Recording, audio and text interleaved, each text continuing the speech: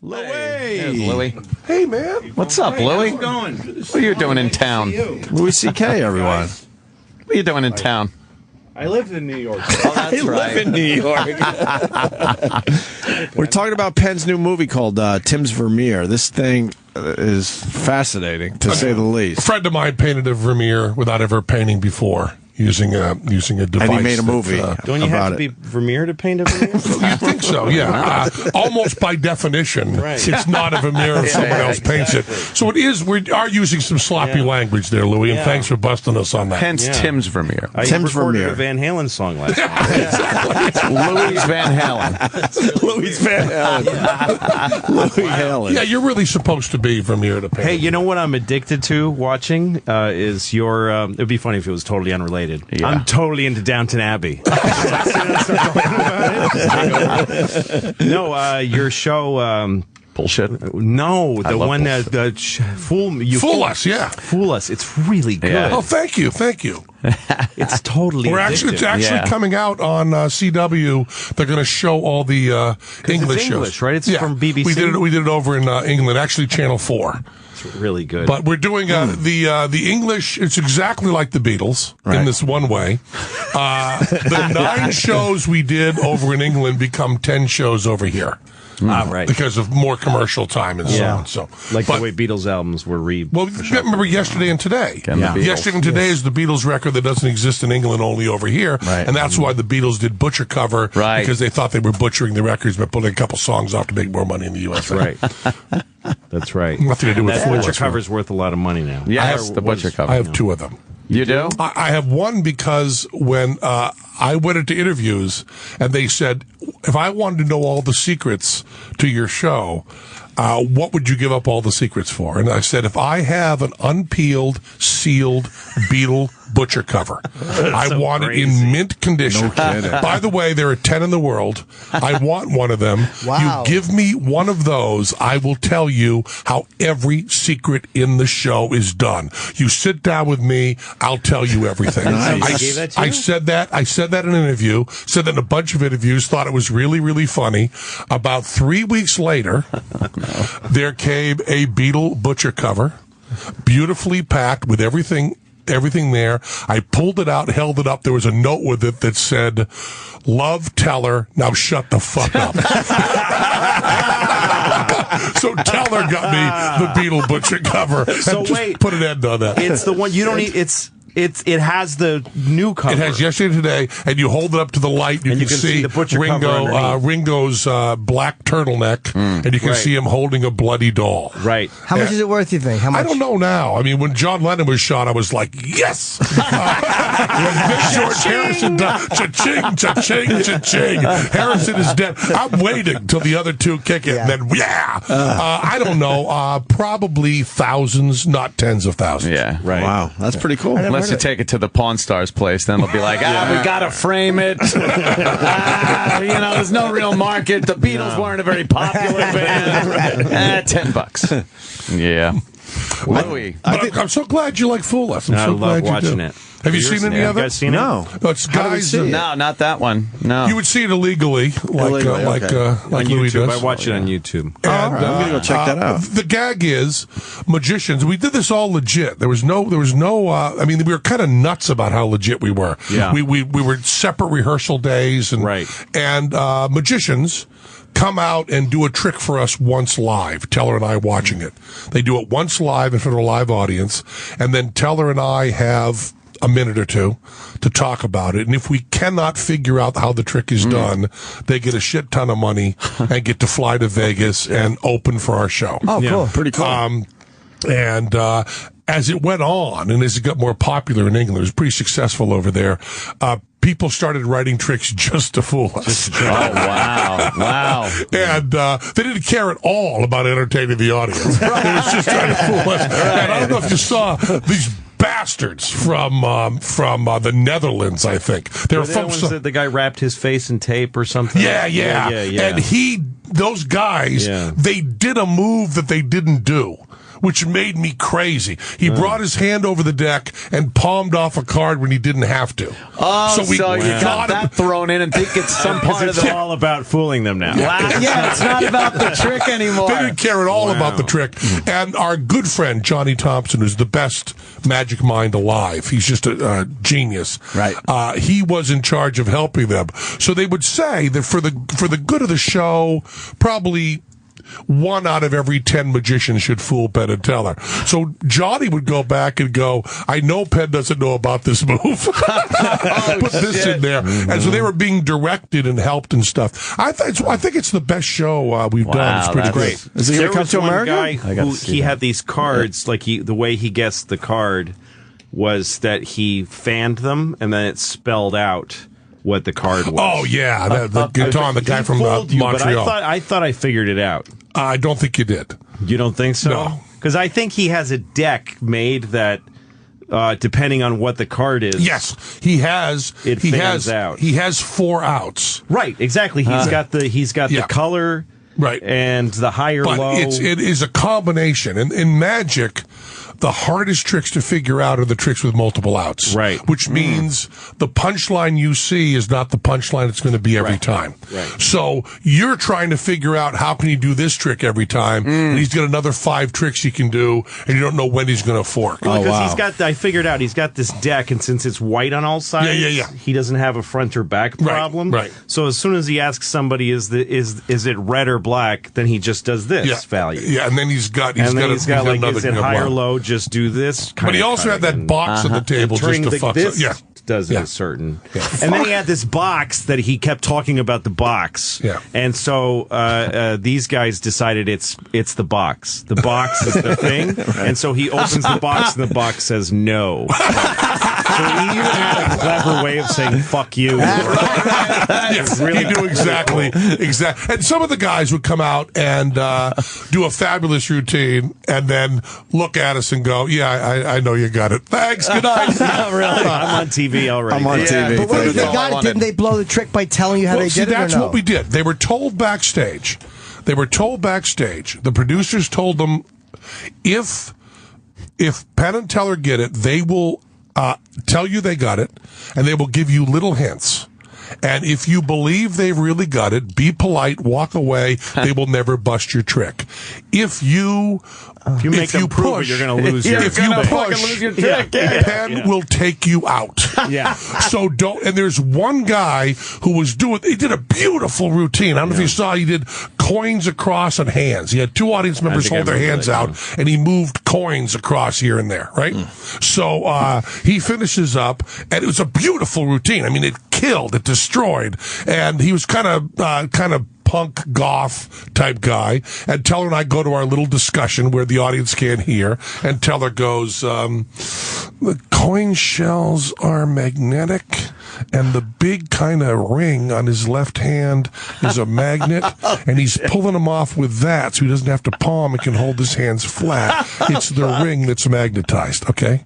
So I go, yeah, okay, cool. So they come to us, the audience hasn't heard this, and I go, oh man, great routine. Never seen that done that well. That's great. I think we've got it. I think we have it. He goes, well, I don't think you do. And I go, yeah, okay. Well, what I'm asking is, would you be able to do that in a different wardrobe than you're wearing? Right. And he says, yes, I could. And I go, okay. Would you be able to do it with different jewelry, changing your watch and so on? He goes, my watch has nothing to do with it. No, you idiot. That's you right. Dummy.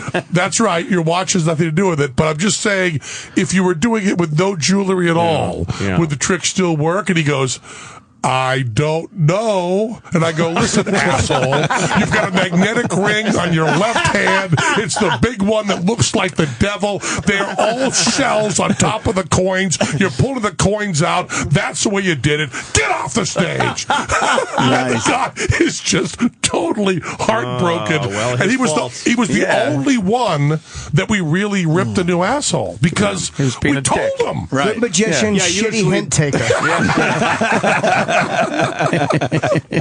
Yeah, it's usually this really careful. Was it a trick? And the guy's like, yeah, that's enough. All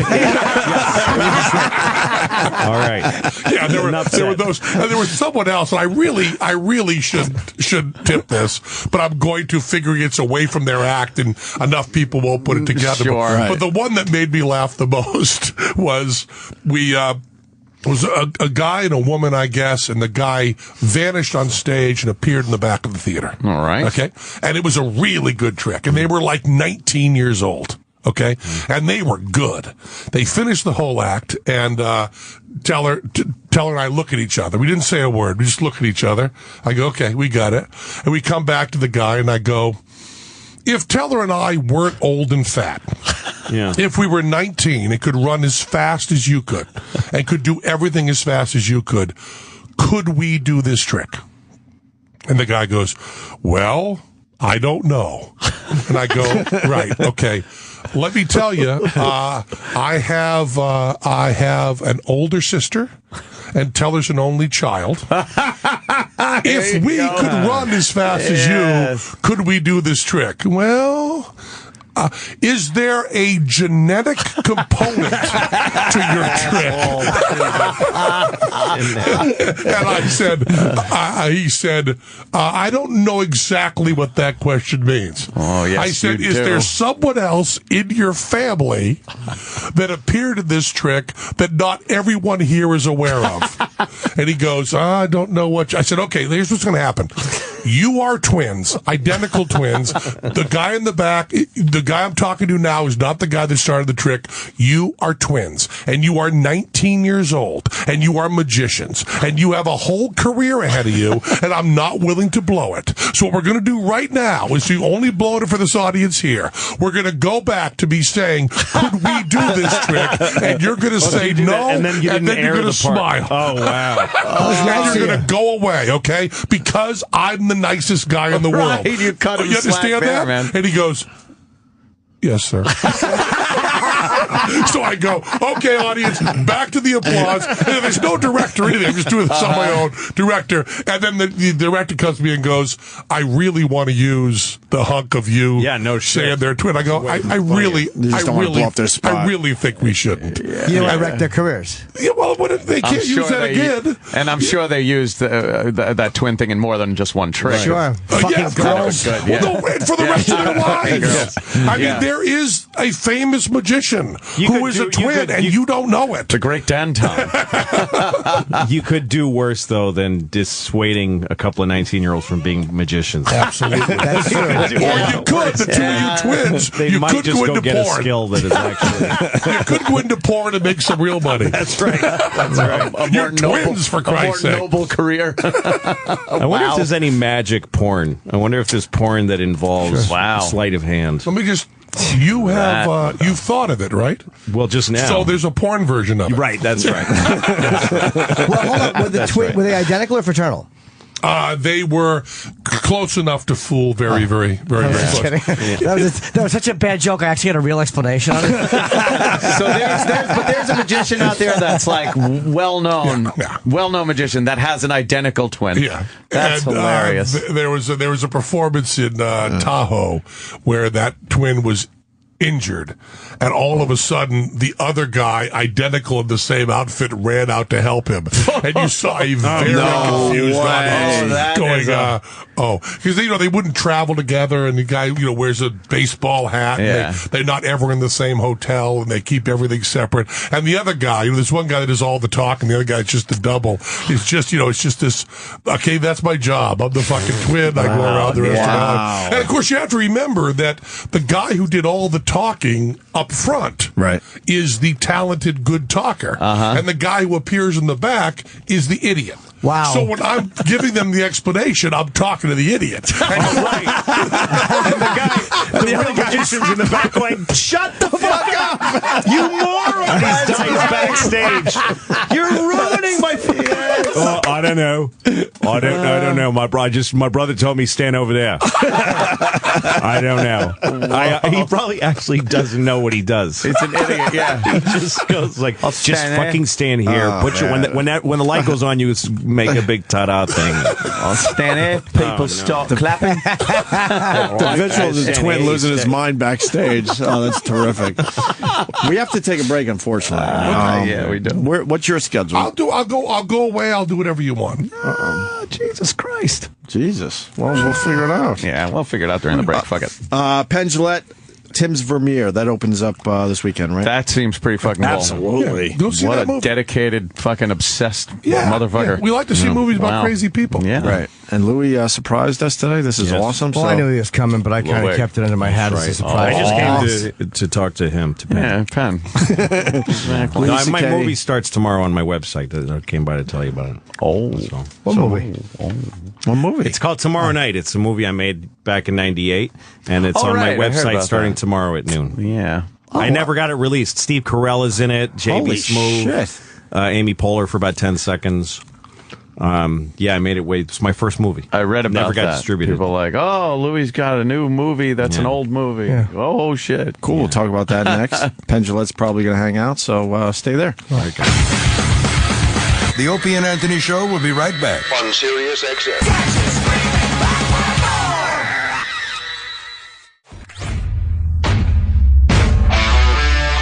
The Opie and Anthony Show is back on Sirius XM.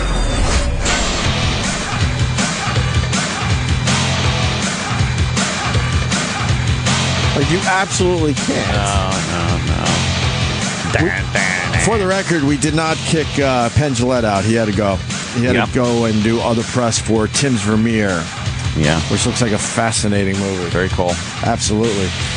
And Louis C.K. surprised us today. This is awesome. Hello, fella. I was just talking about you the other day because I'm a huge fan of comedians in cars getting coffee. Oh, yeah. That's And your good, episode right? was really, really good. Oh, thanks. And how you described getting high and going to the movies was amazing. Yeah. And I think I want to smoke pot now because of that. Oh, yeah, that was funny. Because it's been many years. Yeah, since- no, I've got it down to this exact science. Yeah. The theater I go to, there's an elevator that takes you straight to the IMAX. You don't have to go through the whole theater. Ooh. And I have the whole thing down to an exact, this is how I do this. Yeah. I haven't done it for a little while. You know Last thing I saw exactly was when Gravity. to time it. Gravity Yeah. was Just fucked up. smoking. Gravity. That didn't freak you out a little bit? Well, 3D IMAX high. Like, you know how they have those logos? It should say like 3D IMAX high is the best way to see a movie like Gravity. Yeah. I didn't otherwise I didn't like the performances. Right. And I didn't know why these are the people That were in the who are movie? being called the astronauts. Right. Yeah. It's two people, and you could have gotten anybody. They should have just had It wouldn't two- have been these two, terrific, made great contributions to theater of the screen. Yes, of course. But why fill their faces with chemicals to make sure they look like astronauts? I mean, you could get, there's so many people. Right. And also the idea that she's like a reluctant astronaut. There's no such thing as like someone's like, oh, I mean, the other thing didn't work out, so I'm an astronaut. Yeah. And So I hate astronaut space. was something to fall back on. Yeah, I'm so stressed out when I'm in space. Like a trade. Yes. This What- is what would happen if you're like, whatever, she's some scientist. You go to NASA if you got a interview. Yeah. Okay, you be her, okay? All right. And I'm going to ask you about how you feel about the program and sound a little hesitant. Okay. Okay, so how are you excited to try out to be an astronaut? Get the fuck out of here now. Get the fuck out of my office. There's the greatest people alive do this. Right. Everybody Get the wants fuck that outta gig. here. And it's their dream from the second they left the womb. Right. All they want to do is go right. into They space. never gave up on being an astronaut. That's hilarious. Yeah. Yes. If you're obsessed with being an astronaut and you are the best at everything that you do, you're still going to wash out and not get to space. Right. Yeah. And yet this fucking ugh. And I get vertigo. No, you don't. Fuck you. And the guy, and you know, I don't know, whatever. And then, but you know, when you're that fucking stoned, Yeah. and you're in the picture, and you're going inside of the helmet, looking at the world from inside the helmet. It's pretty cool. Not a freak out though. You're not a freak out pot guy where it's like, this is like fucking freaking me out. No, because they don't know I'm watching them, so they're not interacting with me. If I interact with human beings who are looking at me, that'll freak out a little bit. That would be the thing. Yeah. The vastness of space thing would get me a little. No, I could fall right into that. Yeah, I was yeah. excited. Okay. Except for I was getting also irritated by the lack of truth with the physics. Because they had an opportunity to teach people physics. You're right. Where did they fail? Were Just they a really bunch of off? shit. There was a couple of times where they said they were off, like when they were holding each other's fingers. They said all she would have had to do in real life was just pull back gently, and he would have come right back. That's right. There's the whole, basically, the entire crux of the drama of the movie was a giant fuck you to physics. Physics. The idea that she's holding him and there's some force pulling him more and more, like an increasing force from what? There's nothing. There's centrifugal force, was it? No, I don't think so. Were they spinning? Nope. No, they weren't. Oh, they weren't then spinning. Yeah. Okay. Well, although if she pulled like a that, teeny bit, he would have come right back. And also, when she would have gone forward too. When she's spinning, and she's going, Yeah. oh God, close your fucking eyes, close them. You're not feeling it. You're not feeling yourself spin. Right, Close your eyes. Yeah, that's all because you would the have Earth to do. is doing this. It's spinning all around. relative. Close your eyes, like for the Earth. So 60 seconds. Yeah, she wouldn't even have to be reminded. But even if, honey, close your eyes. All right. Okay, good. I'm good. Everything's fine now. I'm good. That's a good point, but I wouldn't have thought of that if I was spinning away into nothingness either. She probably just forgot. She forgot. Yeah, no, she's clumsy and forgetful. Hesitant. She's like Lucy.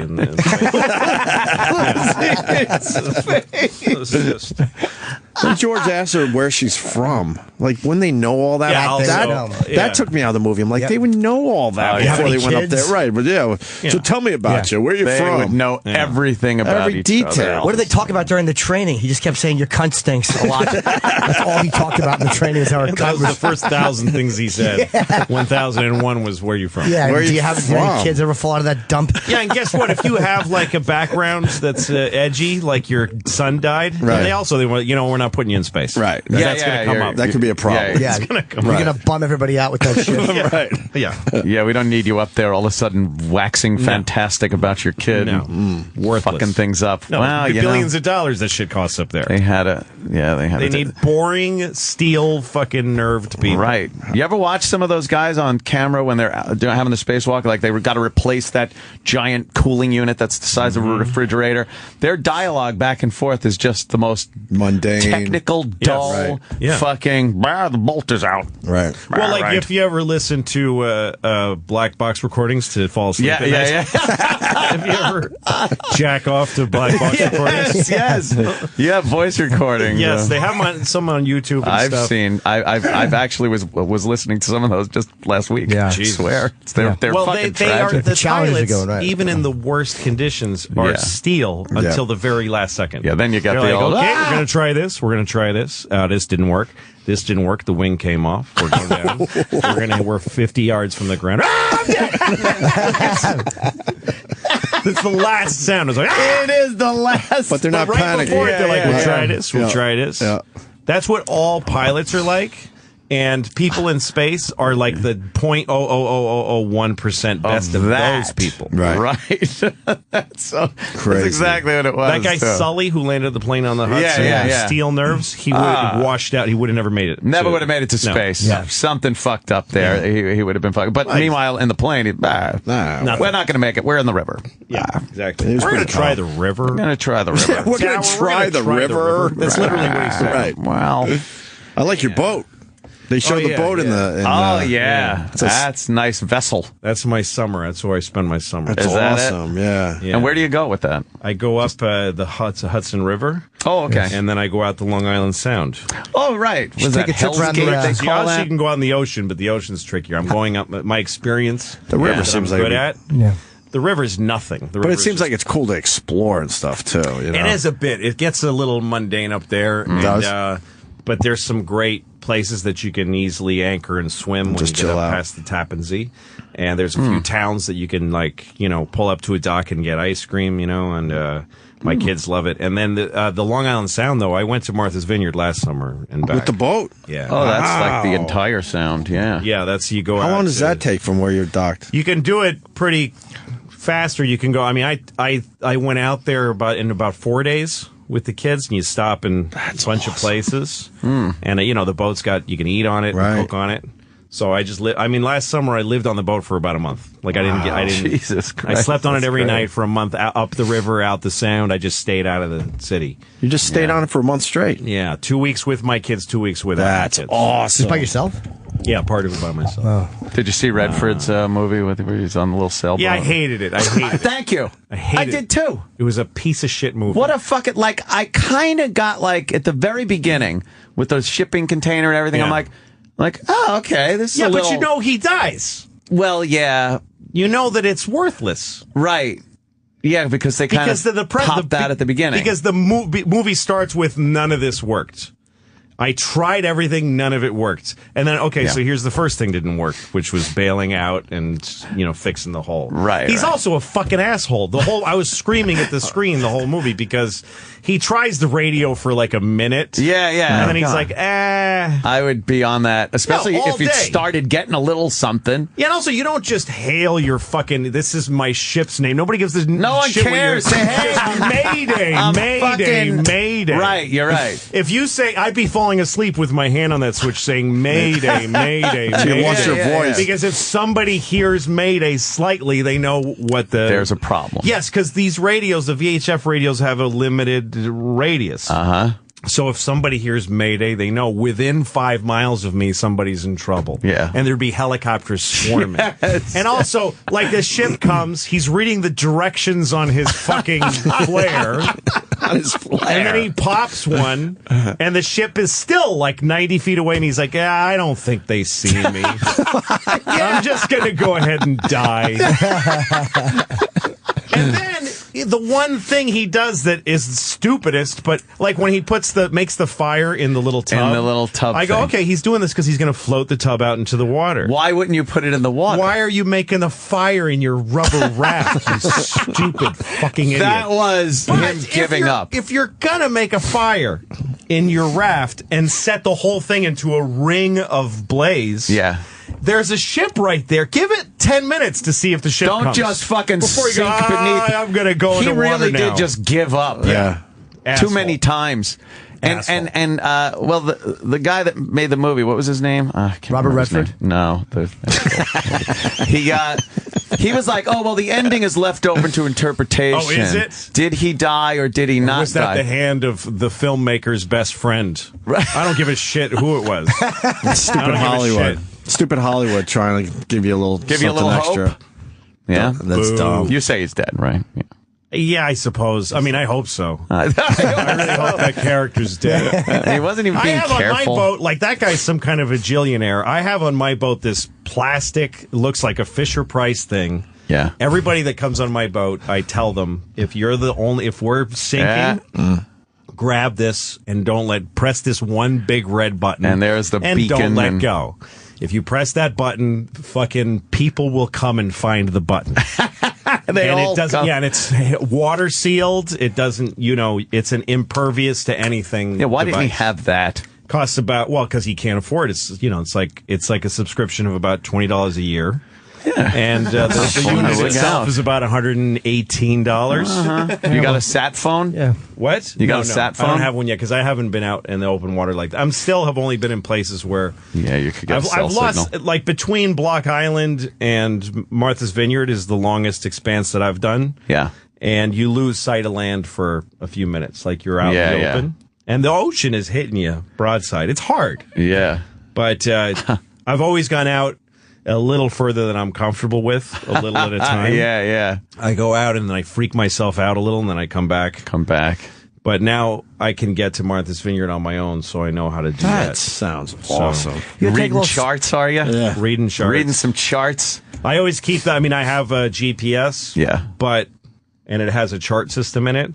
But the boat was built in 2004, so the navigation equipment, 2004 technology now. That's crazy different. Shit. That's old, right? So my iPad gets me everywhere I'm going. Fucking iPad. iPad has a thing called iNav X. It's just an app. Yeah. It has the entire American coastal waters. Isn't that amazing? And I can jump on the boat with my iPad. Yeah. I keep 2 on board for redundancy. I keep one plastic wrapped in a place where a fucking shipping container can't destroy all my... Let me keep everything right next to the gunwale, like right next to... just, and no waterproofing anything. So if anything hits it, you know, it's sure to drench it with water. Yeah. It's like keeping a coffee cup on your fucking laptop. He's the biggest asshole. Eventually it's going to tip over. But yeah, my iPad can get me anywhere I want to go. Isn't that amazing? Because it's not very long ago you needed that stupid fucking star thing and charts. Yes. And you're but like, I keep the paper charts and I use the Ritchie compass, which is a basic compass. Yeah. So I keep referring to those because I do think at some point if all the shit shut down on me, I can do it. I could get myself home from anywhere using the markers that are in the water and a compass and a chart. Can't they get like a fucking satellite thing of that so you'll never lose reception? Isn't like a satellite instead of satellite but you phone? can lose power. GPS There's all kinds of stuff that can happen. And also in some weather, GPS starts to fail. Yeah. So you always keep the paper charts and you keep, because it's not just about where you're going. Like there is a part of when you come out of New York Harbor, when you go out the Long Island Sound, after the Whitestone Bridge, no, the Throg's next. That's the last one. Yeah. Then you're in the Long Island Sound, and there's this huge expanse of water. You go out to City Island and out to the Sound. I didn't read the chart right the first time I did it, and I went flying through this big, and there's no other boats except for little fishing boats, and all the guys are looking at me, like kind of shaking their heads. What is he doing I've got here? this big fucking boat with a 5-foot draft. You don't belong there. No, and then I look through it because you can't tell from the surface. Underwater, there's rocks that are like within an inch of the surface. Holy shit. And there's just, Should have put a 13-year-old blonde boy on the front and let him navigate for you and then hit a rock, and you could have molested him when the fucking Catherine Hepburn came with a sandwich. Exactly. But I know I was just very lucky that I flew through there without destroying. I easily could have destroyed the boat. Jesus. It gets scary sometimes in a little bit of weather when the boat slams down. You get that bam, it's bam, bam, brutal. bam, and it's like really loud, and you're thinking this thing's gonna break. Yes, it's gonna break. No, I've had a few times on the boat where I've thought I'm gonna go home and I'm never doing this again. Wherever I dock this thing, I'm going to put a sign on it for sale, and I'm going to take the train home. You got a little scared a couple of times? Sure, very scared. Yeah. The first time I went to Block Island, I scared the shit out of myself. Really? Was the weather nice, or was it just too big? The waves were enormous for me. Oh, right. I thought they were like 4 or 5 foot waves was probably like 2 feet. But it's rolling, a lot of rolling. And you're slapping up and down. You don't feel like you're moving. And right. Block Island is like this little sliver of brown, and it looks so far away. That. But this is why sailors drink, because then you get there and you're in this calm. You go into the protected cove and it's calm, and you throw an anchor and you're okay now. And you just want relief. Like a whole bottle of whiskey. A whole bottle of rum. Bottle of whiskey. Yo ho ho. And then were you dreading the ride back? Were you like, oh fuck, I gotta leave this safety? I'm getting ready to go. I realize I'm starting to breathe heavy. And a little anxiety. This is gonna fucking suck. Yeah. But I've done that so many times. Like there's a place called Plum Gut where you go from Long Island Sound into the ocean, and those two bodies of water meet in this bizarre end of the world looking roiling. Wow! It's two different currents, and they meet like in a line. And you got to cross over, and you have to cross over that line. And there's a little thin, a narrow little channel with rocks on one side and all these hazards, just danger. And your propellers can't really find the footing because there's all this spinning. currents. Yeah. So you just kind of have to hope through it. And the first time I did it, it scared the living shit out of me. And I was alone, just yelling loudly out loud in my boat. But now I know Plum Gut. I just know it. Yeah.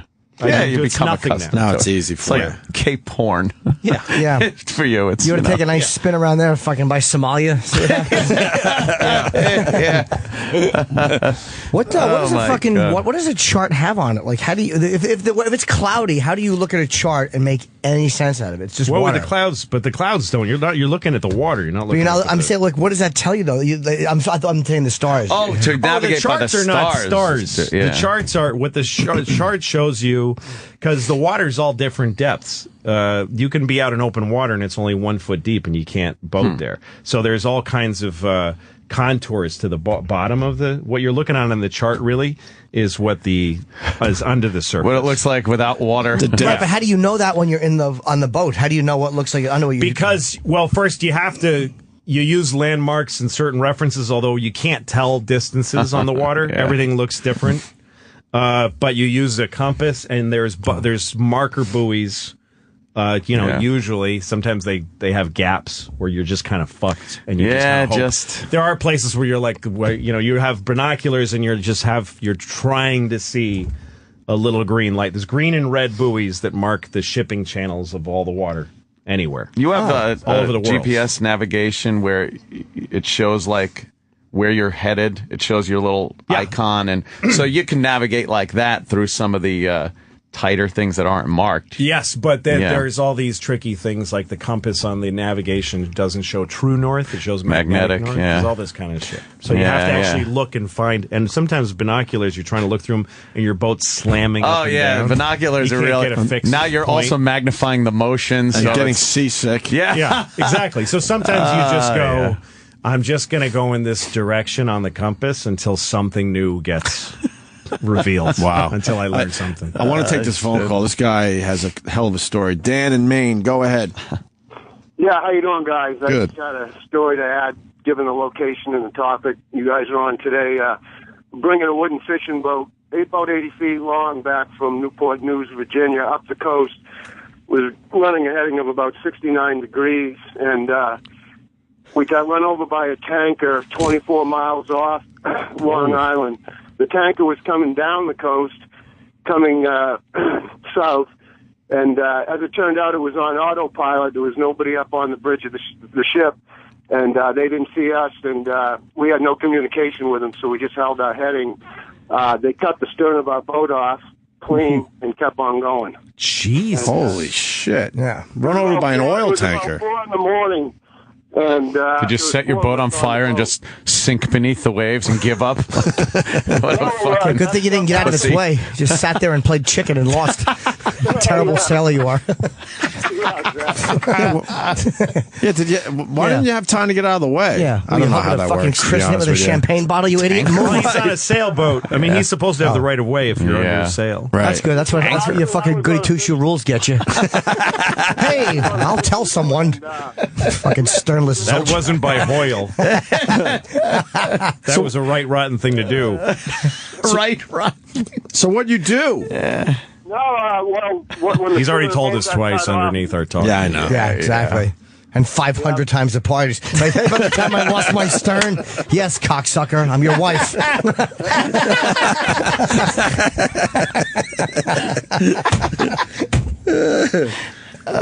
What happened, sir? Fast. The boat sunk in about 5 minutes, and we got everybody off the boat. I'm going over a lot of the details. And sharks come cruising. Exactly, but it's a lake. Jap sub slammed 2 torpedoes into its side, Chief. Not one came out. Yes. I'll The never year 1945. Yes. I'll never call the Opie and Anthony show again, Chief. So how many people are on this this boat? Obviously, they consider this vessel coming a blessing. There was 4 of us. Oh, okay. And you're all in the water, then what happened? We were in the water for a little bit. One of the guys didn't want to jump off. He didn't know how to swim. Finally went over, got him. The boat sunk, disappeared. There was a boat coming up the coast about an hour later. We had 1 flare left. We were all bobbing in the water. We didn't have a good life raft. We were just kind of a half-inflated old rubber raft. Not prepared. Fuck, yeah. Wait. How many miles off the coast? We were exactly 24 miles off Long Island. No, you should have swum. Where were you? Swimmed. You were in the ocean? Correct. Oh, man. I would have lost my 24 miles out. mind. 24 miles out, they don't give a fuck. No. Those guys. Yeah, we just the reason we held that course is because you don't think you figure it's going to be a port-to-port passing. This guy's going his direction. He turned at the last minute. When you can't communicate with him, you're not exactly sure what he's doing. So it's really, when you see the big boats, they grow unbelievably fast. It's unbelievable because you can't judge size. I mean, you're really on a boat like his, a wooden sailboat. You probably didn't have radar. If you have radar, which is hard to read anyway, you can tell. Like something looks like it's right there, and you look on radar, it's actually like 3 miles away. You can't tell, but all of a sudden, before you know it, this fucking thing is right on top of me. Yeah. Wow. You have a tough time listening, sir. Yeah. Hope your friend Herbie Robinson from Cleveland's okay. The baseball player. No, I don't think he's okay. Yeah. Yes. Bobbed up like a top. Yeah. Upended. He'd been bitten in half. It's been bitten in half. So when did the big old PBY come down and save you? Yeah. Yeah, it was about an hour. We were in the water about an hour. The water was about 40 degrees. That's not too bad. So we had 3 flares. Only one of them worked. He came over and pulled us out of the water. Jesus. Oh, wow. What shitty safety equipment this guy had. Exactly. Couldn't even tie a sheep shank. We just bought the boat down in. You didn't say how you wanted it. You want it There's short? an old boat we're bringing It's been a while since I had to pass basic seamanship. It's been a while since I had to pass Exactly. basic seamanship. I hope you sang Lady of Spain as they were loading up that fucking... this abuse much longer.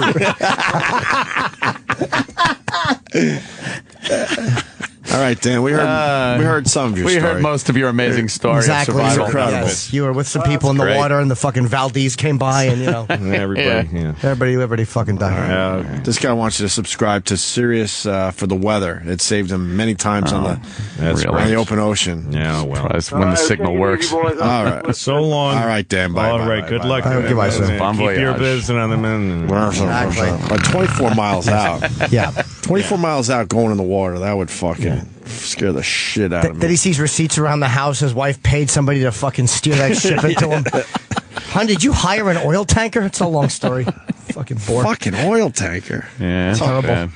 They are very big, and there's nobody on them looking around. No one's looking. Yeah, when you see those big cargo ships, it's not like someone's like, I'm going to hang out on the rail like a cruise ship. Yeah. This fucking a conga line to fucking. He also feeling was hot, too hot, close hot. to the shipping channel. There's channels. The shipping. There's roads. Yeah. It's like standing in the middle of the highway. Yeah. It's like a guy standing in the middle of the highway and going, I don't know what happened. I can't believe I got hit by a car. Right.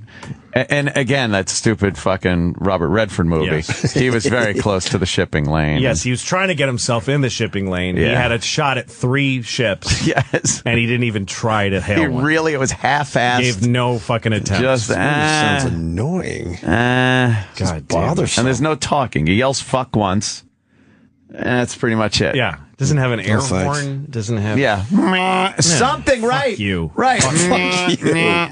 This dumb safety equipment. He bangs his head. He's not even careful. Ow. What else has been up, Louie? Yeah. How's Seinfeld to hang out with when he's not filming? He's a good I'm fascinated by that guy. He's a good guy. He seems like a good guy. Everyone More than is. I've heard stories over the years, but when I'm watching this thing, it seems like he's all right. He has a little edge to him. He loves comedy, and he's got kids, and he loves comedy. He's a very simple guy. Right. You know? Did you brag about your TV show? Say, I got a good to the TV. guy who's got $600 million in an ashtray at home. 20 years later, it's still like the number one syndicated show. Never will be eclipsed. It's on 5 times a day. Yeah, I could work my entire life. I would still never even do a tenth Yeah, of well, what he did. let's see him build something from the ground up. Let's see him do that. Regular 600 million. Joe. You hire a guy like me. Regular Joe. And he just wants to get coffee. That's all he wants. That's all he it. wants. He don't care. It's amazing you can do that. To be able to just like, I'm going to grab one of my Porsches and just fucking... On one of the have some episodes, coffee. he talks about his agent and how his agent's frustrated by him. I'm He's sure. like, you're doing a web series, you know what you could be doing? And Jerry's like, this is what I want to do. Did it already. Yeah, I did that. How do you care. fucking... Yeah, he don't can't give a even fuck. do another TV show like on television. He already, once you did that, you know... Yeah, that's why. Why go down that road again? Yeah. You've already been so far down that road. Yeah. It's like Buzz Aldrin getting on a plane and going to L.A. and going, hey, look what I did. He talks about how stepping off. He also talks about how bored he was doing it by the end of it because it was so easy to do. Yeah. Creatively, he was out of his mind. You go to bored. the studio every day, and sitcoms in L.A. especially. That's a very sort of cut from a cloth life, It's Yeah. And you're doing the same exact life that Dick Van Dyke did and everybody else. I think it gets to feel like you see your own death pretty fast. Start thinking about it, right? That's a good point. What am I doing? I had a sitcom for, this part of a year. Yeah. And I could see where it would be like, you could get old doing this. You could feel really rusty. Yeah. And you get cut off. Yeah. And you see somebody who's out in the world and you're like, hey, what's going on out there? It's great. I'm taking a sailboat around the world. Yeah. I'm going to take a lot of safety equipment. Yeah. Exactly. Hopefully the fucking Life of Pi will call back. It's a great story.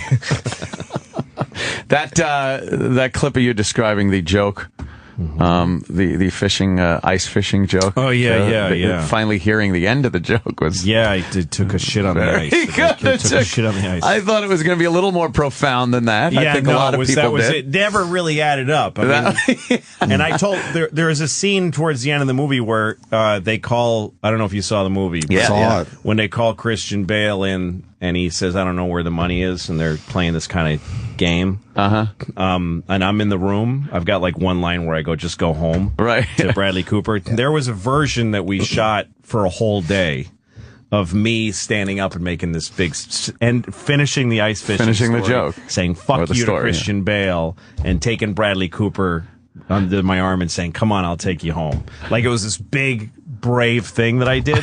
So for a whole day he kept throwing alternate and different versions at me, and I had to do, and I'm like, and I wasn't up to it. I mean, I'm not that good, and I'm not that important in the movie. So he tried to get me. I was trying it, and I'm looking at Christian Bale, and these people are looking at me, and it's getting sweaty, like you can smell everybody in the room.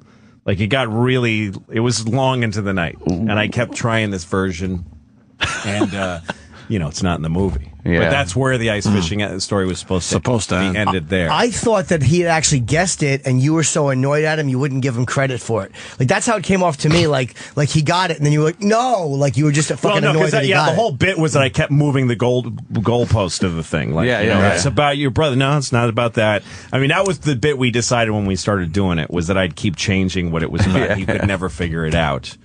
But then the end, I was there for a ADR for when you do recording of your voice for fixing stuff, and they had found that scene that I think was out of the movie for a while, of me in the hallway with him, and he says, brother died, and I go, my brother died a different way, right? And he decided that's how to end it. Just let that be the end of it. Just let it sit there. Congratulations on American Hustle. Yeah, it was fun. It was a lot of fun. That was a good one. That's a really good movie too. And what's his name? Doing just that little impression of you on the couch is fucking.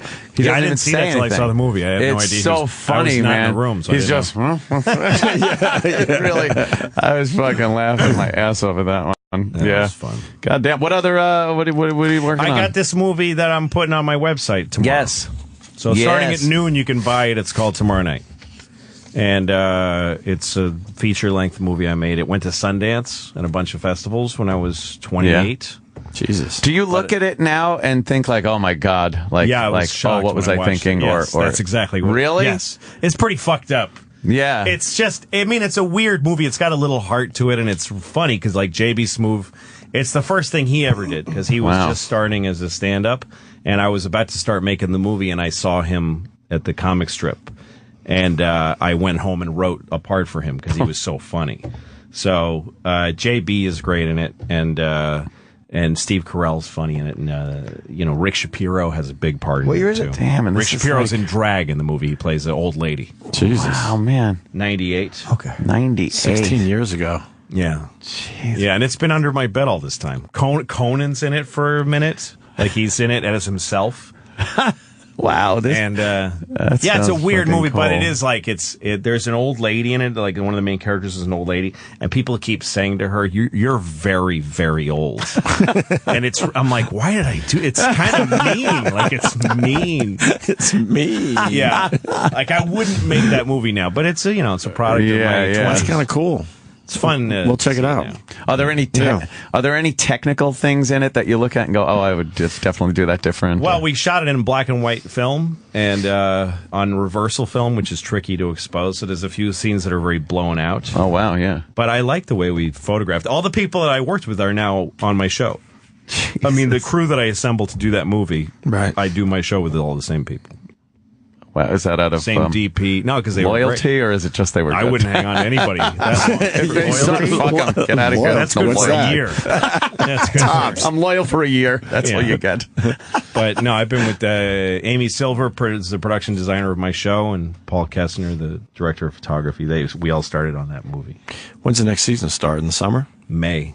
Oh, wow, we're almost there. Wow, I remember when you were like, I'm taking some time off. A year off. And that time off is done. It's gone. It's pretty much done. It sounds like he took advantage of it, though. Living on a boat. A great summer. Yeah. But now I'm back at work. We made a hurricane for the show. We created a whole hurricane. It's really? It's the hardest thing I ever shot.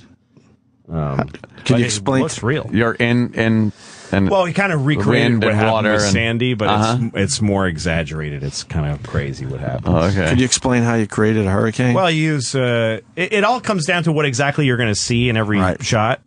So it's the only time I ever storyboarded, like drew pictures of what I wanted to see. But we used rain machines, which you just plug into a fire extinguisher. But we did it in the winter, so I was getting rained on. Cold. Yeah, like 20 degrees.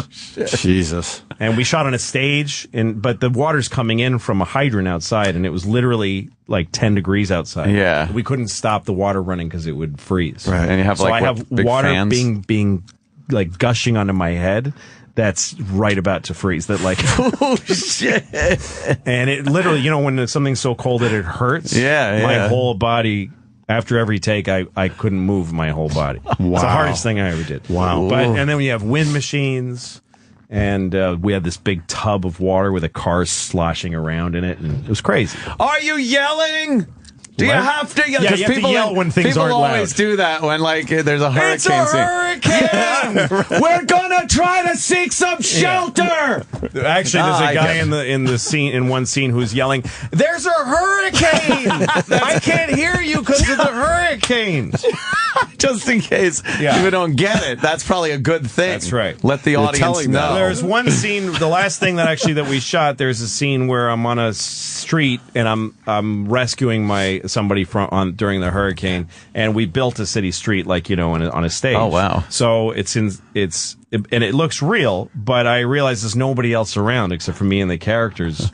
So I wanted a big guy in his underwear to run through I'm giving away a lot, but. So I called Jay Okerson, and I said, "Where are you right now?" And he said, "Indianapolis." So he couldn't do it. Like, we were shooting in an hour. Yeah. And then my PA found this kid Adrian, who's a comedian. I don't know his last name, but he's in American Hustle for a second. Okay. And so I called him, and he lives in the Bronx, and I said, "Can you come now?" So he ran down and he did it. But I had him yelling all this different shit, and at one point I was going to he's just yelling, and I was going to have him yell Anthony because of you. Anthony! And I didn't do that when I forgot to. By the way, here's the joy in that story. Here's the nugget. Big, dumb Jay Okerson missed a shot to Beyond Louie because he was fucking middling in Indianapolis. Shit. I think we got to take another break. We go to 10:30 now. You sticking around? That's great, man. A couple more minutes. Couple more minutes? All right, we'll finish up. I have up. a big announcement I have to make. Right now? You want to do it, Jimmy? Yes, Let's do it. Jimmy. I have 2 sold-out shows at the Borgata. Third one's on sale, The Late Show. DC Improv, 6 through 8 of February, and February 28th. Pittsburgh Carnegie Music Hall. I couldn't repeat that back to you if you paid me $1 million. And I would if you could. Right out. Be double plugging in my ear and out my asshole. Well, you're missing a lot of laughs, and it should have went in the other way. Start through the asshole, end up in the ear. It's a home run for me. No freaks. The Opie and Anthony Show will be right back on Sirius XM. In the meantime, think about all their FU money. Clean the bowl with your sock. Opie and Anthony are back.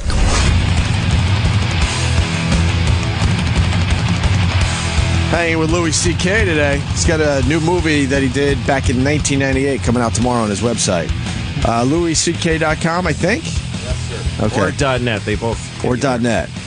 So check it out. A lot of people you know and love in this movie from 1998. Mirrors. Yes. Very cool.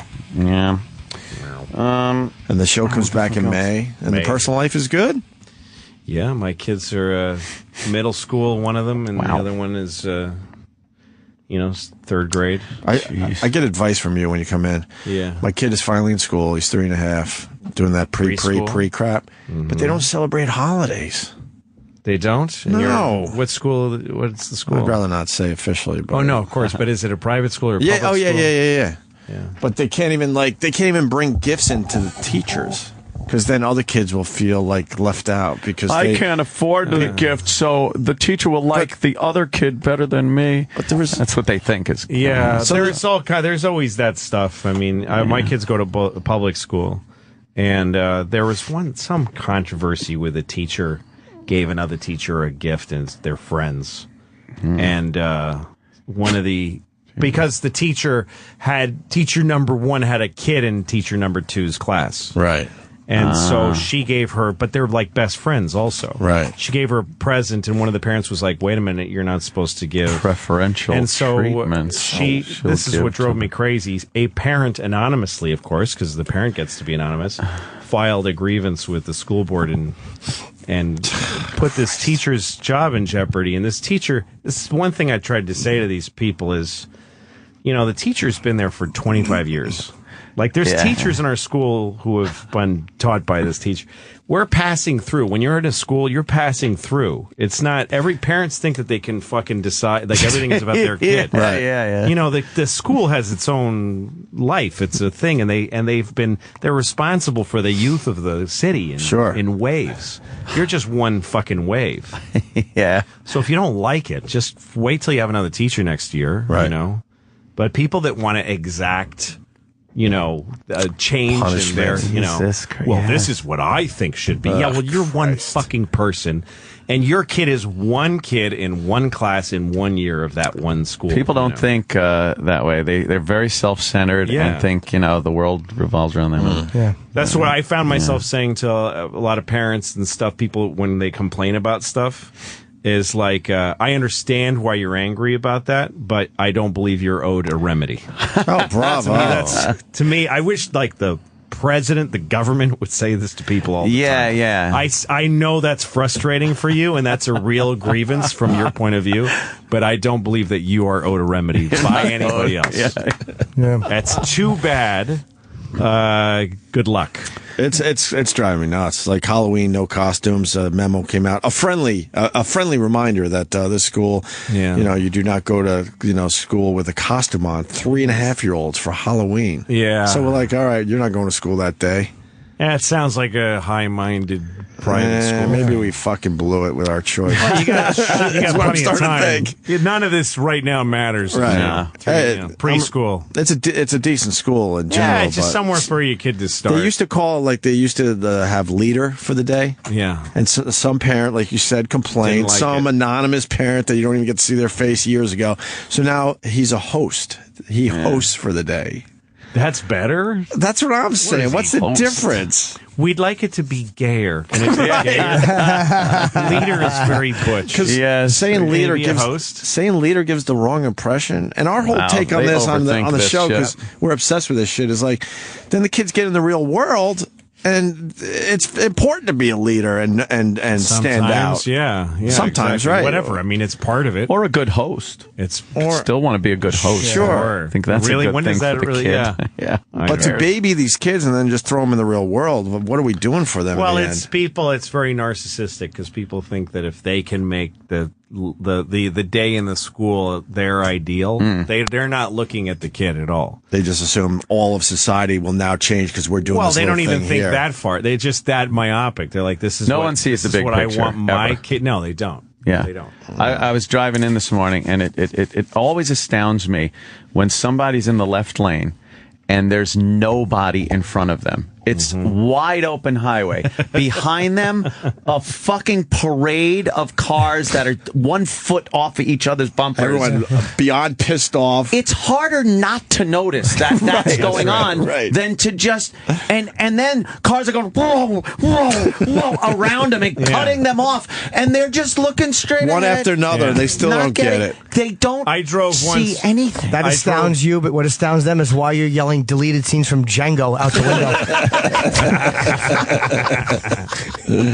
Well, Pete, I was in a car with Nick DiPaolo once driving from that's got to be a treat. to New York. This is not going to be a courteous story. It was, and you wouldn't believe how calm and patient he was. End of story. No, every time that he was stuck behind somebody, he would flash his high beams and say, "Get the fuck out of the road."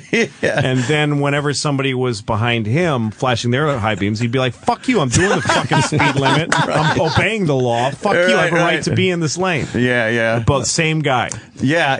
I realize that isn't the thing to do. And if somebody comes up behind me, I'm always scanning the old mirrors. I'll pull over. Right. If someone wants to do 100 miles an hour, why do I give a shit? Get out of the way. It's a speed limit. Fuck you. Right, But with do Nick, what you want. with Nick DiPaolo, it's a real case of hooray for me, the hell with you.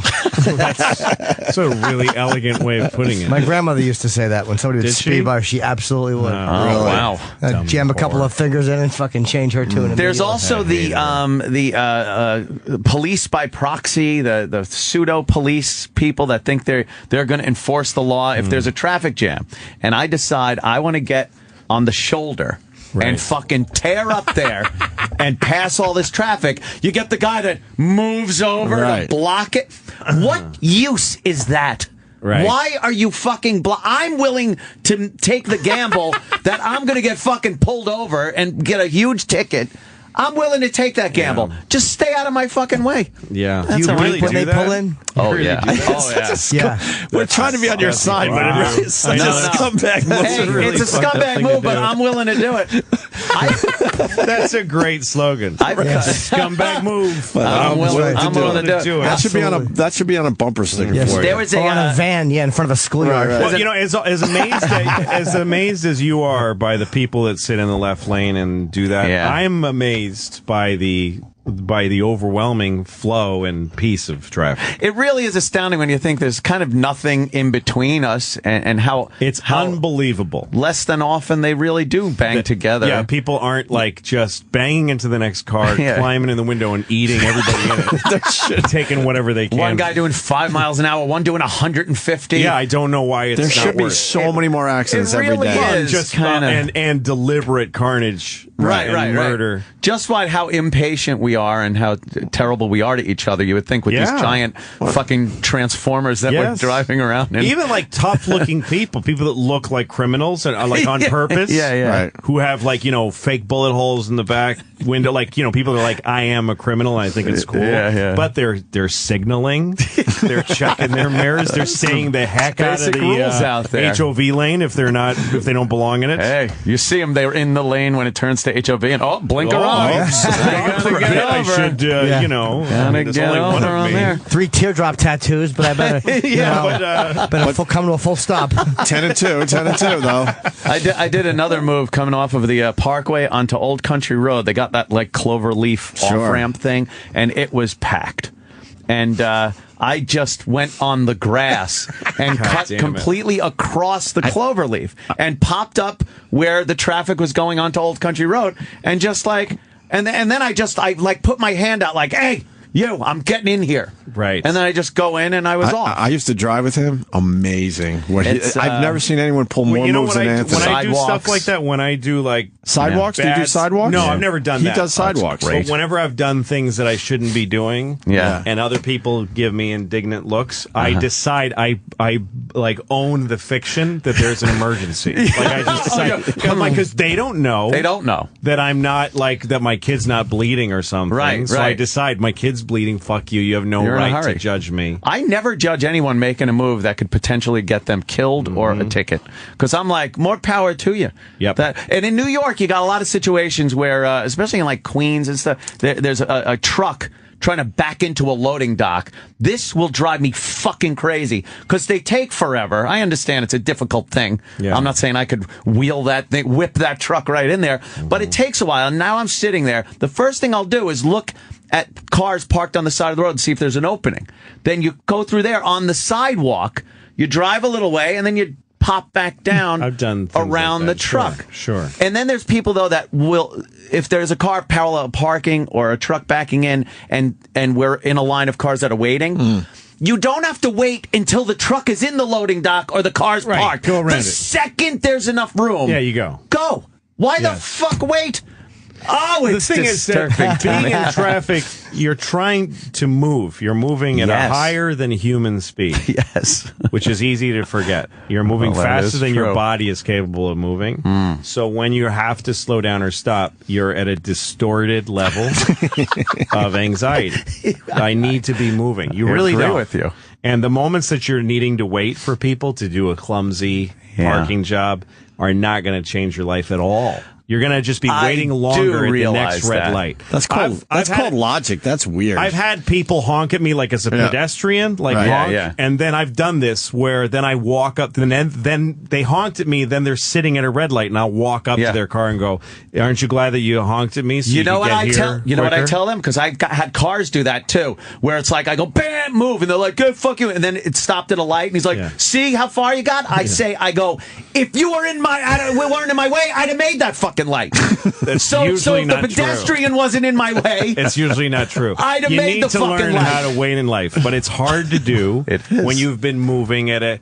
I once was at a red light. I was on a motorcycle, and I was like 3 cars back from the intersection. This is on the Upper West Side, and there was a truck. A guy in a truck he was trying to screw through the intersection like illegally.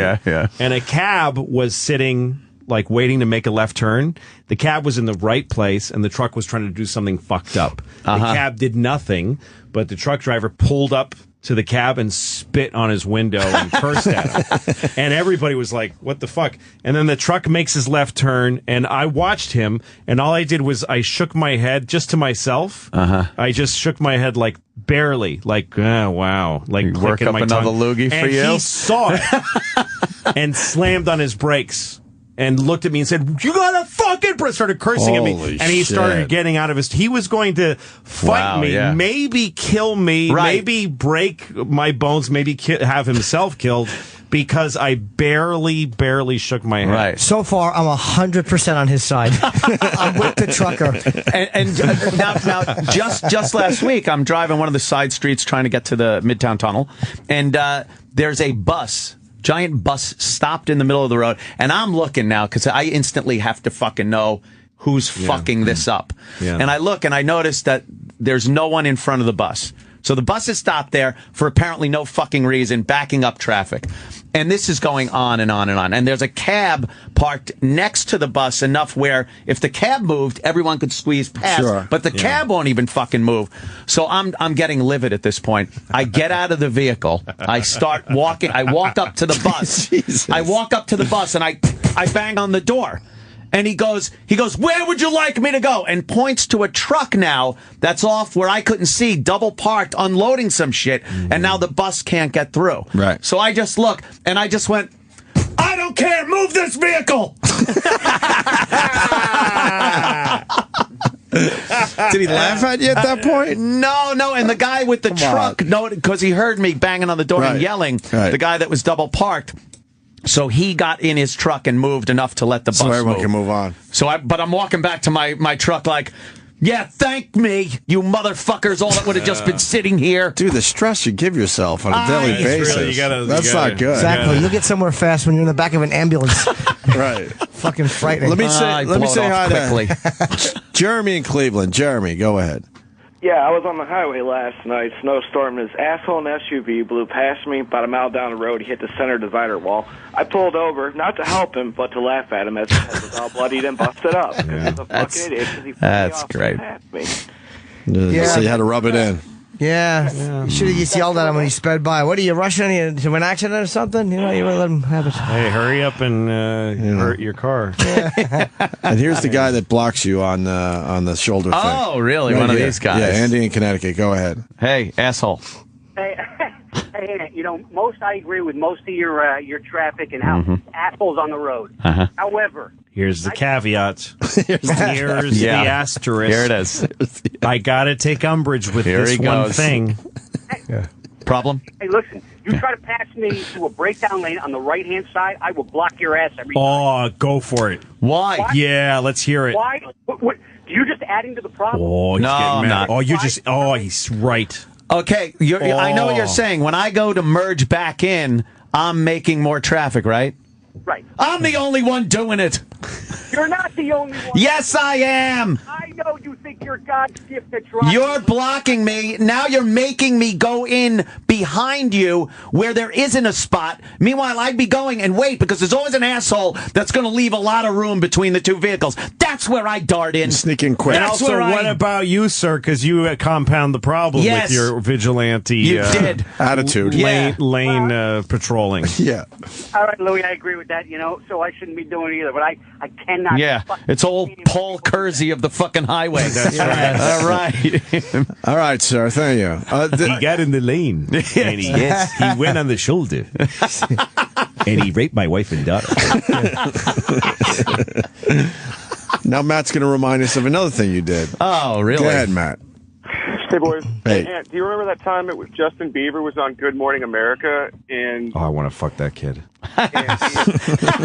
He's a man now, right? It's not. I think he is. He's 19. Yeah. It's not fun. You're anymore. all right. Yeah. He's Good 19. age. I'm gonna fuck him. Twinkish. and the cabbie was in front of Ant, and You know how he keeps his hair up like that? It's my sperm. Is it your sperm? I come on his hair every And morning. it does a great job. It's very terrific. stiff. Sorry, go ahead, sir. That's all right, Louis, no big deal. And Ant, you physically rammed the cab and you shoved It was Michael Bublé. It was Michael Bublé. It was Michael Bublé, right? And Singer, he sings with a lisp. He has Michael Bublé was the leaving world on a string. the Today Show. Can we play that for Louis? I was right in front of it, and there's a news clip of him coming out of Good Morning America or whatever the fuck. Today Show or something like that. I think it is. And there's a video of him like signing autographs and the paparazzi's taking pictures, and all you hear is my horn going, man! And then you hear me yell, you piece of shit! Right. Because here's what happened. A guy jumped out of his car and just left the car in the middle of the road with a camera to get pictures and stuff of Michael Bublé. That's and awful. I just laid on the horn and wouldn't stop, and I just called him, and then I got up to his bumper with mine, and just I just started pushing his car out of the way, and he's like, hey, and then he got in his vehicle and put it in gear, and then I got around him. But the last shot is you taking off in the Escalade. You need to get inside the margins because you're going to get in trouble. I love it. Oh, it's so much fun. You're not quite in control of yourself. You don't think? Something you plus another factor that's not in your control besides you're gonna do some time if you're not careful. I know. Most people that commit crimes didn't plan to do it that day. Most people that end up in jail, it was a circumstance plus their inability to control themselves. Yeah, you're going to be incarcerated. We just think it's going to happen. We just think it's fun. Just get inside the margins a little bit. A little bit. At least straddle the margins. No, this is good for the radio show, though. I love it. Well, you still have plenty of stories to draw from. It's not good, though. It's not No. good. Well, I'm trying to educate these people. Well, what about when you shoot debris at other cars that did you wrong? Tell Louie about that one, too. No, that's a good one if somebody's gravel in the lane. Yeah. Well, just inside the highways, all that shit is just hanging out. They got those like ditches, little notches wake up the in the road. drivers. And if somebody is going too slow in the left lane and I pass them, if you put your wheels in those, they load up with rocks. Right. And your tire literally sucks the rocks out and blasts it at them. You're like a poor James Bond guy. Yes. It's I need an oil slick and a smoke screen. Here's the Michael Bublé clip. I don't know if it'll do. Oh, is this the one? I don't know if it'll do it justice, but you might hear Ant's. Let me. You can hear it in the background. Yeah. You hear it? I hear the horn. That's it. $3 on eBay. You can't hear him cursing though, right? I think you can. Right when the horn stops, I yell it. Oh, you want a picture? It's one guy. Hey, shithead! Hey, shithead! Yes, I heard it. Hey, shithead! Amazing. All right. Yeah, I was very angry. That's Michael relentless Bublé. Yeah. Oh, I just... Bah! He pissed me off so bad. He was trying to take video. Like, this might be his video. How very weird well is that? That's a nightmare. Your whole life is like a combination of Barfly and Bobby Deerfield.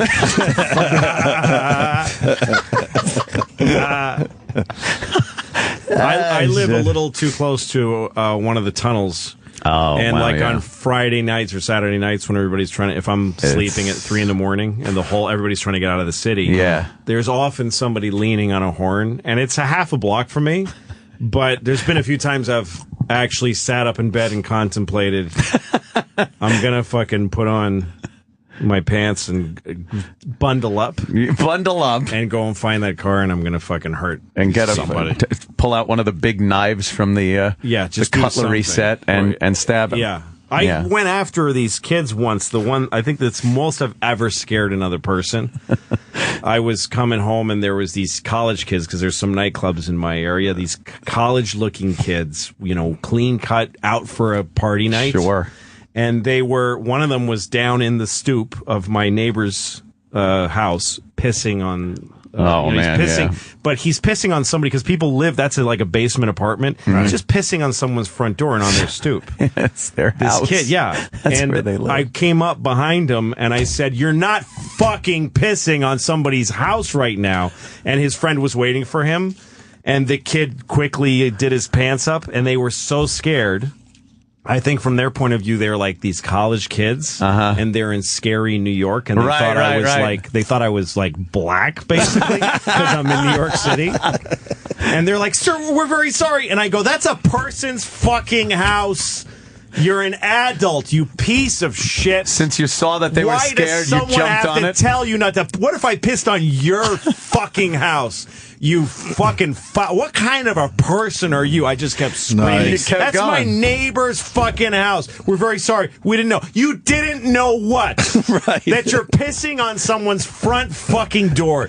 You fucking animal. Because I see it all the time. So I'm yelling at about 1,000 people. Now, let me ask you this. What would you have said if you turned around and said, "Fuck you, old man"? I would have been like, "Oh, I'm sorry." I was never going to get violent. Right. Not worth that. Oh, Keith the cop used to, when he was patrolling and saw anybody pissing, he'd go up behind them real kind of quiet and just push his foot on their ass and push them so they piss all over themselves. That's great. That's a great move. And then they see it's a cop and they can't do anything. Yeah, because then they get pissed, turn around, and it's a fucking cop, so you can't do anything anyway. You just got to fucking piss on yourself. Yeah. Nick DiPaolo had a friend who was a Miami vice cop, and he was a plainclothes detective, and he carried a piece everywhere. Yeah. And he was a really rageful guy. Oh, shit. So he was like you in traffic, but he would if somebody pissed him off a little bit, then he'd get in a game of provoking them and he'd keep provoking till they did something where he could stop his car and fucking smash their window in with his weapon and arrest them. He did it all the time. Wow. Oh, shit. He arrived at work every day with, "Okay, who did you arrest today?" Shit. Because he slightly cut you off, so you cut him off, flipped him off until you did something, and then Wow. That's great. That guy's a fucking hero. That's great American. That's an animal. National treasure. All right, we got to get Louie out. Yeah, well, look at the time. So long, fellas. Crazy. Louie, thanks for coming in, man. It's really I dropped my kid off. I write Jimmy Norton. I say, you're on the air, I ask him. Yes. He writes back, sure we are. And then of course, we wrote a few saucy things. Oh. Friends, we're comedians. To read that. Yeah. Use the F word a couple of times. Just throwing barbs at each other, Hey, bet you look like you fell through an awning or something. Yeah. Good one. And I was like, how's your ugly mug doing you there? Yeah, you're having fun. Tell your face. Back and forth. Just you wouldn't believe it. Yeah. I would put hair on your ends. What? Yeah. Oh, I got an idea for your show. Yeah, stuff like that. It's about some guy that talks to a college student about urinating, and the guy pisses in the old guy's mouth. Yeah. That's my idea. Watch what you say. He'll put it on his TV show. Oh, God. Remember that? Like, when people would be like, hey, he's got a radio show. Watch what you say. Watch what you say. You'll end up on his show. I'm like, no, there's nothing you could say that will end up on the show. Right now. Yes, except this right here. This is a good example. LouisCK.com and LouisCK.net. $5. It's a very cheap amount to pay for a movie. And, it's the same as the other stuff I sell on my website. You get the movie. You can use it any way you want. There's no digital restrictions. Please don't re-edit it? Please don't pirate it, because then I can't release stuff like this anymore if you pirate it.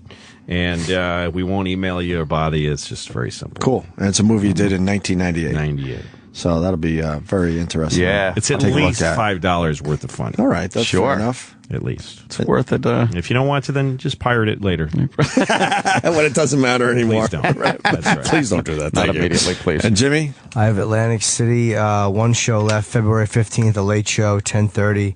At the Borgata. I'm going to that. At the Borgata, yes. I'm going both days. My whole family's going down there. We're going to have a pisser, as they say. And he's next Thursday through Saturday, February 6th through 8. Jimmy will be at the Washington, D.C. Improv. Well, 6th and 7th. 8th is sold out. Oh.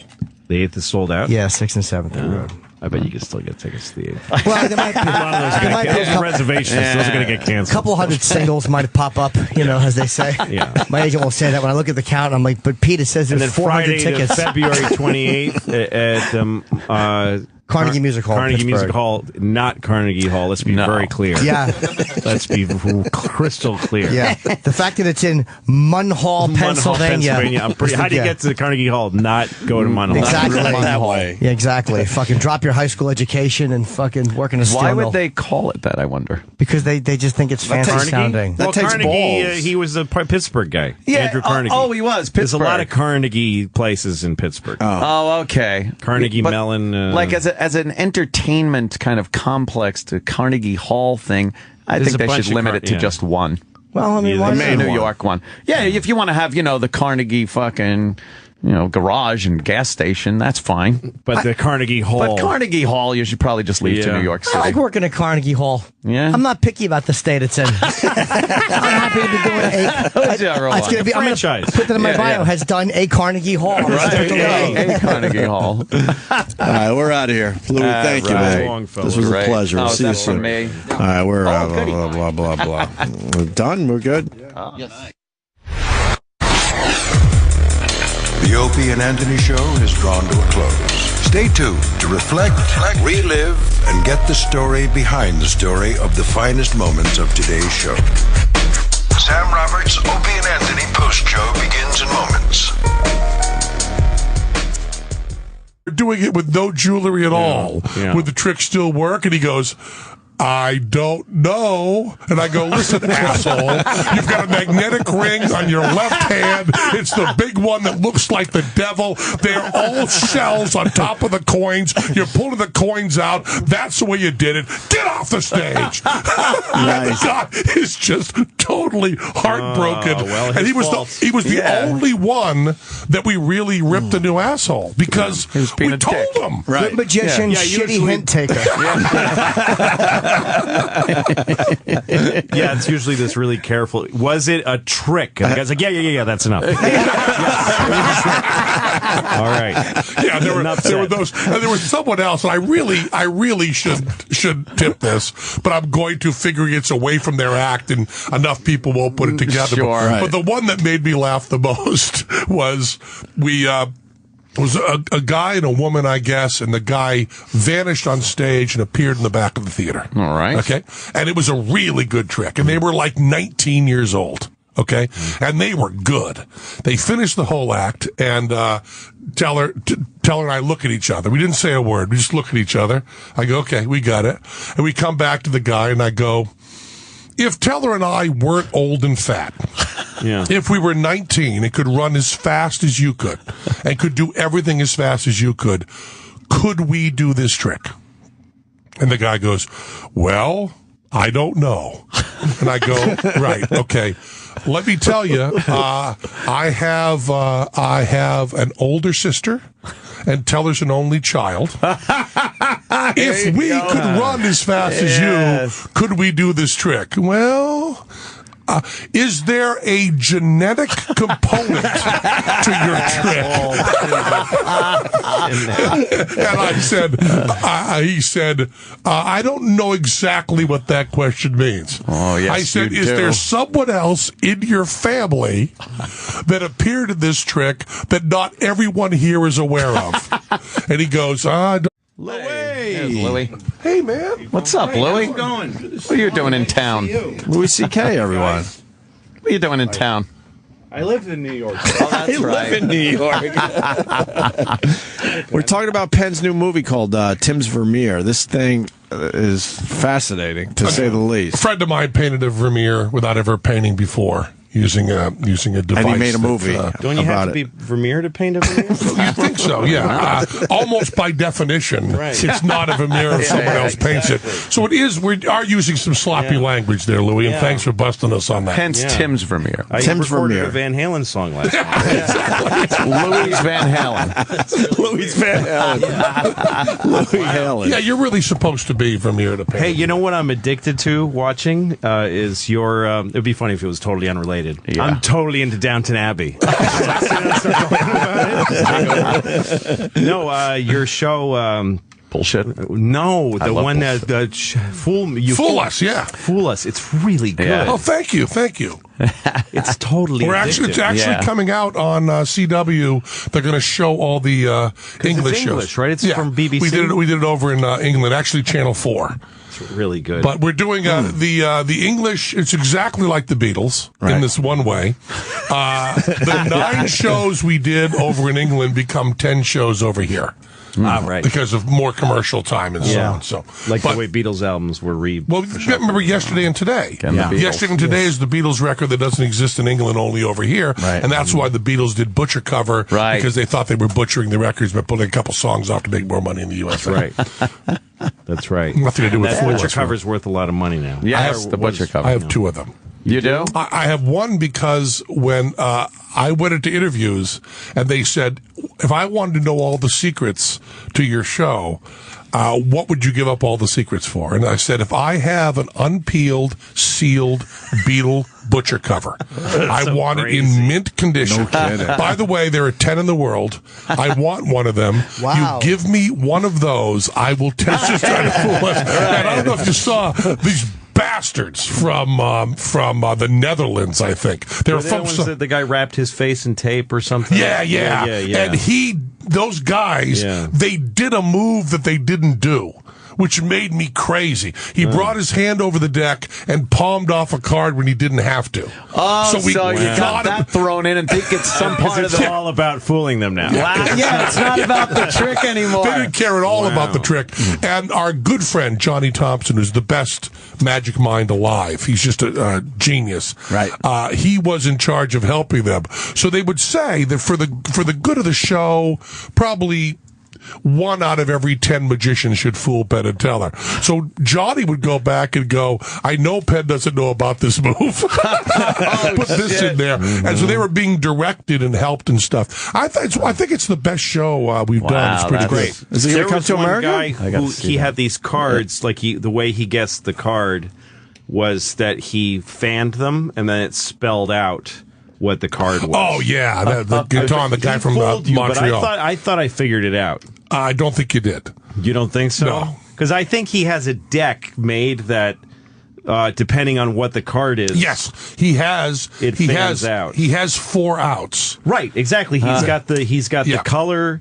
Right. And the higher but low. It is a combination. In Magic, the hardest tricks to figure out are the tricks with multiple outs. Right. Which means the punchline you see is not the punchline it's going to be every time. Right. So you're trying to figure out how can he do this trick every time, and he's got another 5 tricks he can do, and you don't know when he's going to fork. Well, because I figured out he's got this deck, and since it's white on all sides, he doesn't have a front or back problem. Right. So as soon as he asks somebody, is it red or black, then he just does this value. Yeah, and then he's got like, another, is it high or low? Just do this. But he also had that box on the table just to fuck up. Yeah. Does a certain. Yeah. And then he had this box that he kept talking about the box. Yeah. And so these guys decided it's the box. The box is the thing. And so he opens the box and the box says no. So he even had a clever way of saying "fuck you." Yes, really he knew exactly. And some of the guys would come out and do a fabulous routine, and then look at us and go, "Yeah, I know you got it. Thanks. Good night." Not really. I'm on TV already. I'm on TV. But when they got it, didn't they blow the trick by telling you how they did it? That's what we did. They were told backstage. The producers told them if Penn and Teller get it, they will tell you they got it, and they will give you little hints. And if you believe they've really got it, be polite, walk away. They will never bust your trick. If you make them prove it, you're going to lose your trick. If you push, Penn will take you out. Yeah. So don't. And there's one guy who he did a beautiful routine. I don't know if you saw. He did coins across on hands. He had 2 audience members hold their hands out, and he moved coins across here and there. Right. So he finishes up, and it was a beautiful routine. I mean, it killed. It destroyed. And he was kind of punk goth type guy. And Teller and I go to our little discussion where the audience can't hear. And Teller goes, the coin shells are magnetic, and the big kind of ring on his left hand is a magnet, and he's pulling them off with that so he doesn't have to palm and can hold his hands flat. It's the ring that's magnetized, okay? So I go, yeah, okay, cool. So they come to us, the audience hasn't heard this, and I go, oh man, great routine. Never seen that done that well. That's great. I think we've got it. I think we have it. He goes, well, I don't think you do. And I go, yeah, okay. Well, what I'm asking is, would you be able to do that in a different wardrobe than you're wearing? Right. And he says, yes, I could. And I go, okay. Would you be able to do it with different jewelry, changing your watch and so on? He goes, my watch has nothing to do with it. No, you idiot. That's you right. Dummy.